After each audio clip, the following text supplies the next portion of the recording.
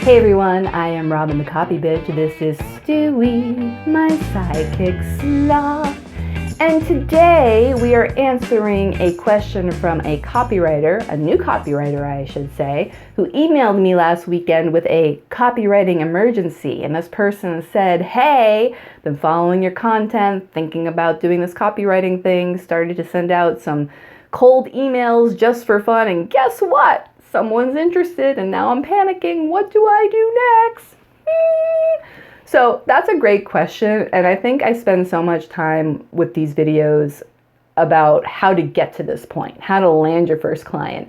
And now that you've landed your first client, it makes sense to talk about the very important steps that you should take next.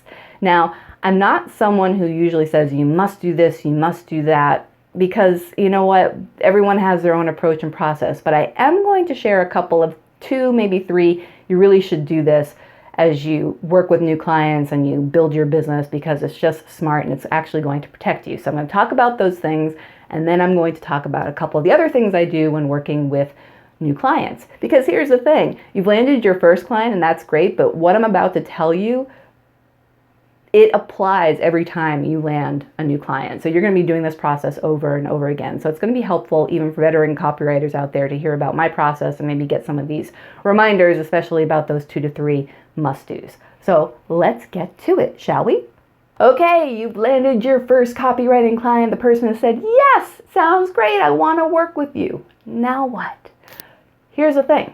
This is where you kind of actually have to get serious and send them a contract that outlines everything that's going on and includes important legalese. They sign it, you keep it. All right, I know contracts can sound overwhelming, and here's the thing, I'm not a lawyer. I think we all know that. I don't play one on TV, so everything in this video is educational, not legal advice. But here's the good news. There's a lot of stuff online. So if you Google freelance writer contract, you will see things come up, including some of those legal sites that will do a contract for you. And the good news is, because our job is not all that complex, you probably can rely on some of these contracts to get you started anyway. Again, not a lawyer, so make sure you talk to one if you're confused, do your due diligence. Some writers also share their contracts and are very generous in doing so online, and then you can customize theirs. And I'm actually going to include a link to one down in the description, because this writer's contract looks really good and she very graciously shares it for this reason. Again, at some point you probably should reach out to a lawyer and have them review it and customize it for your needs and make sure all of your T's are crossed and your I's are dotted and make sure you're covered. And I know the thought of, ooh, working with a lawyer, that sounds really expensive, because we think, usually what happens on TV about lawyer bills, and we hear, about defense funds and things like that. When you're working very simply one-on-one, you and a lawyer, and the lawyer is probably a person, a firm of one or a firm of, just a few people, it's really not that. You do have to pay money. I'm not going to say it's free, but it's not as expensive as you're thinking, and it's a worthwhile investment. And it's also a business expense, so at tax time you can, use it as a business expense. So just keep that in mind. I realize you might not be doing this with your very first client, but at some point you should reach out to a lawyer just to double check to make sure everything is copacetic. Copacetic, yeah, that's the right word. Okay, so what should you have in this contract beyond the legalese? So you will have some of the classic legal language talking about liability and indemnification and all those sort of things that, lawyers study in law school. But beyond that, I also include kind of the scope of work, and I outline everything. Now, you're going to hear about different documents as you do research into copywriting and starting a copywriting business. You'll hear people talk about a scope of work document, about contracts. I kind of conflate the two and put it into one thing. So in addition to all the legalese, I have the scope of work. And what that does is it outlines exactly what I discuss with the client to make it super clear. Here's my understanding of the project. Here are the deliverables I plan on giving you. Here's what I need from you in order to deliver those deliverables, and here are my pricing terms and the structure and how you pay me.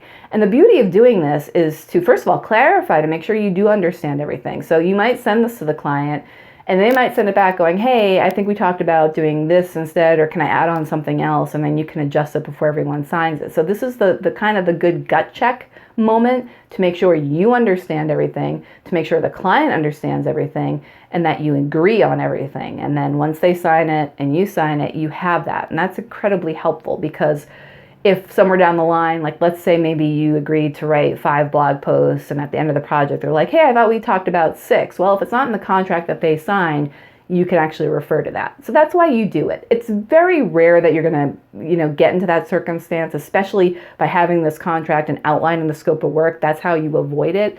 But just in case, something is gray or vague, you can always refer to your contract and that scope of work. This is also the place to outline what you need from the client in order to do the work. So you might have, I'm trying to think of an example. So maybe you need to talk to subject matter experts on their end in order to produce the blog copy. So you can have an asterisk near the deadline saying, as long as I'm able to set up an interview with the subject matter experts by this date, then I can make this deadline. For every week I have to wait, it moves out the deadline by 7 days or 7 to 10 business days. You get what I'm saying, right? It's just a really great way to outline everything and make sure everything's clear and everyone's on the same proverbial page. So don't skip this step. And they should sign it, you should sign it, you send them back the signed document, and you should keep a copy.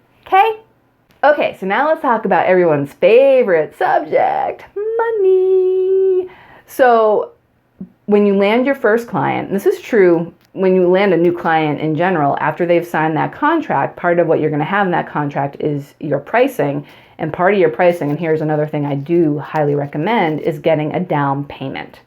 So for me, I usually do 1/3 of the project price. So if I quote $900, I get $300 as a down payment before I set finger to keyboard. It's before I do anything. I make sure I get that payment. I make sure it clears.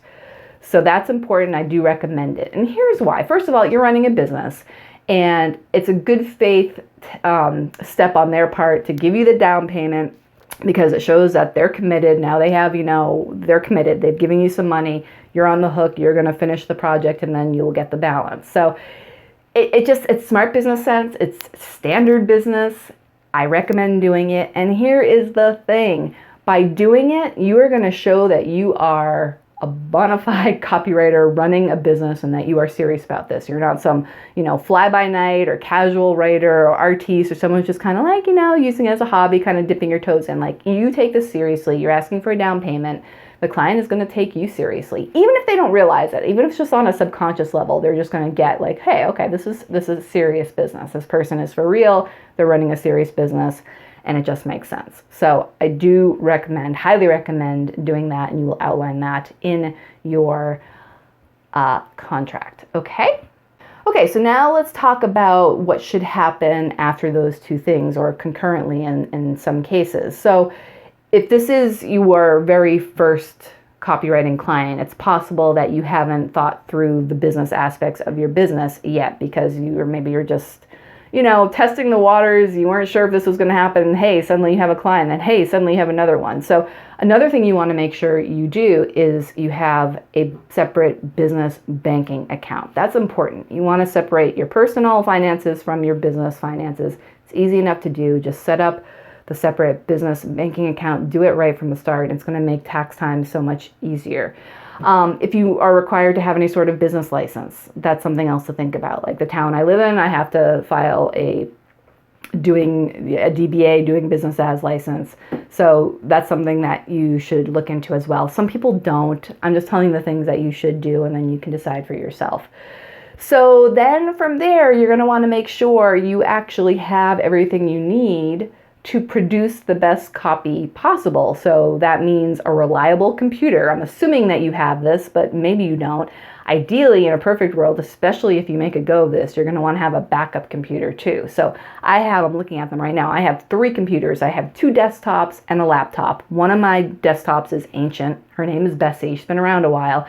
But all of them are mirror images of each other. So if one goes down, like if my main computer goes down, and this sometimes happens, the blue screen of death will show up. I don't know why. I call my IT guy, they fix it. It happens. I can seamlessly just move to my laptop and not miss a beat because all the files are in sync and mirror images, so it's great. And it has happened before. Or I have a laptop too in case I want to work remotely, or if I, go to a client, which doesn't happen much post-pandemic, but in the days before, the pandemic, I would occasionally travel to a client's location to meet with them.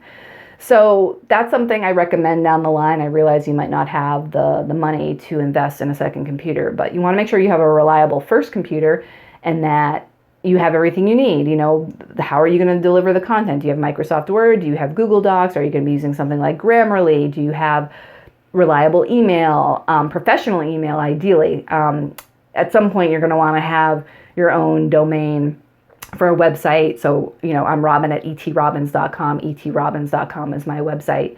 So you're going to want to have something like that instead of like a Gmail address. It's just, again, it lends to the credibility of who you are. You look much more professional than having a Gmail address. It's something that's actually, linked to your site. So, I have an author address too, Robin at robinbradley.com. So it just looks more professional. So those are the things to think about. Beyond that, something I do when I land a client is I will create a folder in Word with the client's name, and then I have a bunch of subfolders that have different titles. And I get very granular when I do my organization and my filing. So I might have a folder for competitor research, collateral materials, brand guide, style guide, copy, keyword research. It runs the gamut, but that's where I put all the stuff. Meeting notes. So I have folders for everything, and it makes it super easy to find what I'm looking for as I do work for them. Because here's the thing, you might complete this project with the client, and maybe it's a one-off project and you complete it and they liked it and great. Well, maybe 6 months down the road, or a year down the road, or 2 years down the road, they come back and they want you to do something else, and you can easily refresh your memory on who they are by having all this stuff and so well organized. So I do recommend doing that. So let's recap quickly. You've got your signed contract. You're a little close. You have your down payment. You have your separate business bank account and any other business stuff you need. You have reliable business software and word processing and all of that. And you got the down payment and it cleared. Let's assume that. What happens next? Well, now's the time to have a kickoff call. So your kickoff call, here's the thing. I'm going to do a separate video on this because this is really important. I think that it's something that first-time writers, or probably even some veteran copywriters, don't do. The amount of work you should do with this keyword, this kickoff call, it's important. So plan for an hour to an hour and a half and use this as your opportunity to ask all the questions about the client and their business. And the reason I say that is because you're probably not going to have another opportunity where the client is so invested in what you're doing than at this moment. Like, after this moment, they'll probably still be invested, but their enthusiasm is going to dramatically decrease. They're going to be busy running their business. But this first call with you, when everyone's bright and shiny, it's like, you're dating. It's like this first date, this first official date or something. Everyone's on their best behavior and everyone's enthused to learn about each other. So take advantage of that.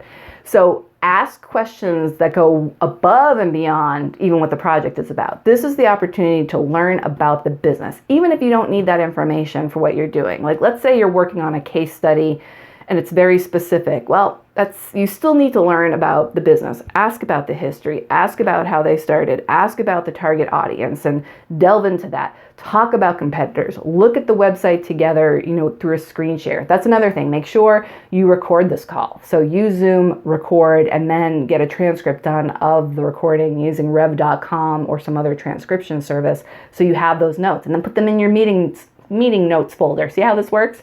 So this is the opportunity to get into the nitty gritty, like, what are the goals? Talk about revenue numbers if you feel comfortable with that. Talk about the number of contacts they got last year from their website and what they're hoping to increase. Like, this is the time to really get to know the business, the brand, the tone, who they're talking to, what they're trying to accomplish, their mission, their values.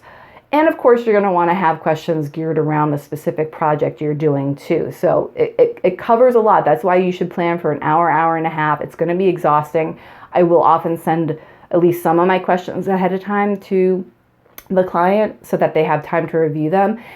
And I also will often send those questions as a Google Doc that's editable, so that they can like start doing some brain dumps in there even prior to our call. And I'll encourage that. I'll say, hey, look through this. If it's easier for you to do brain dump, or you're thinking of stuff as you're going along, just put it in there, but still have the call, because then you can fill in the gaps, or something that they wrote might bring up other questions. But this is the opportunity to really get to know the client. And trust me, it's going to make the copy that you're doing much better, but it will also help if you do subsequent work for them to just have that stuff at your fingertips. So that's the kickoff call. So again, to recap, you have your signed contract, you have your down payment, you got your business ducks in a row, you've had your kickoff call. What happens next? Well, kids, time to get cracking, toots, because it's time to do the work. This is when the work happens. Now, the clock's been ticking since you had the kickoff call, but now it's really ticking, because now you have to get into your writer cave and do the work. And that brings up a whole bunch of other questions, I'm sure, but we're going to stop this video now, because this video was about what should you do after you land your first client. And we just went over it. Contract, down payment, business ducks lined up, kickoff call, get working. Okay? So 5 things. If you have other questions, though, anything about what I just talked about, or other stuff that maybe I haven't thought about, now I've been doing this for so long that it's second nature to me, so it's like a cup of coffee. But for you, I get it. If you're new at this, you have questions, there's no such thing as a stupid question. I am the copy bitch, ask the copy bitch, and I'll either answer in the comments or make a video, or both, so don't be shy. Do that below. And hey, if you got some value out of this video, it would really help us out if you give us a thumbs up. Consider subscribing to the channel as well.